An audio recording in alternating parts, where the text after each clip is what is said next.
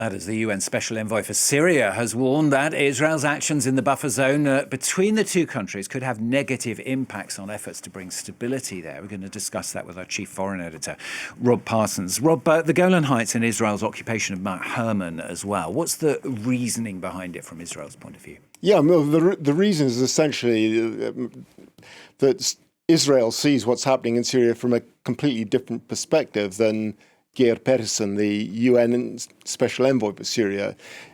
Israel's concern is the security of Israel, and it's looking at the situation in Syria and saying, well, we don't like this at all. You know, we don't know what is going to happen with this new administration in Damascus, HTS. We know that in the past they were part of al-Qaeda. They say now that they don't have anything to do with it and that their agenda is not negative towards Israel. But what guarantee is there of that? And do they even control the whole of Syria anyway? And the answer to that is no, they don't. So Israel is saying that we've got to put our security first, and that means taking control of the border area so that elements hostile to Israel don't get into it. And Mount Hermon, because of its position, is strategically important for Israel. It overlooks the southern Syria, looks down towards Damascus, looks west towards Lebanon and the Mediterranean, so it's good for controlling any movements by Hezbollah. As far as Israel is concerned,